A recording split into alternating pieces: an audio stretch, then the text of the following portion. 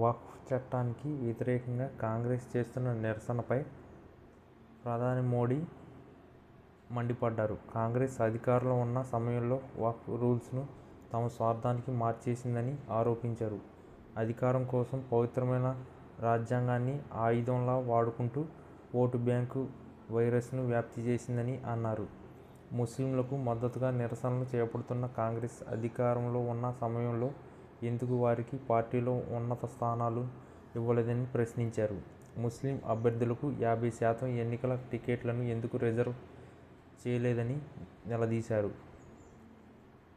హర్యానాలోని సిహార్స్ విమానాశ్రయం ప్రారంభోత్సవంలో ప్రధాని మాట్లాడుతూ, రాష్ట్ర అభివృద్ధి ప్రయాణంలో ఈ విమానాశ్రయం ఒక ముఖ్యమైన మైలురాయిగా నిలుస్తుందని అన్నారు. రాజ్యాంగ నిర్మాత డాక్టర్ బిఆర్ అంబేద్కర్ను గుర్తు చేసుకుంటూ ఆయన పాటించిన విధానాలే తమ ప్రభుత్వానికి స్ఫూర్తినిస్తున్నాయన్నారు. కానీ దేశ ప్రజల కోసం ఆయన రూపొందించిన రాజ్యాంగాన్ని కాంగ్రెస్ అధికారం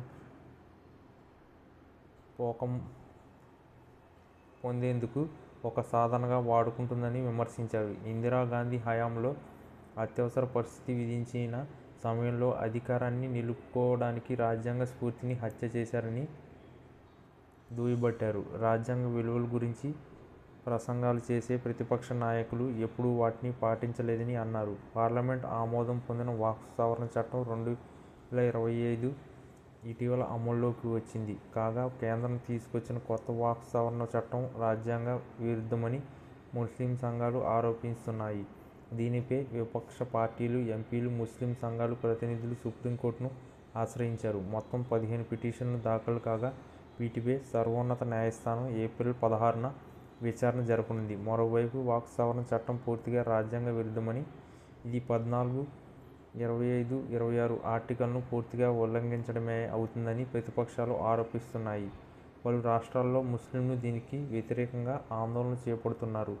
పశ్చిమ బెంగాల్లోని ముషీరాబాద్లో జరిగిన ఆందోళనలో 3 వ్యక్తులు ప్రాణాలు కోల్పోయారు. పరిస్థితులు అదుపు తప్పడంతో 110 మందికి పైగా ఆందోళనకారులు పోలీసుల అదుపులోకి తీసుకున్నారు.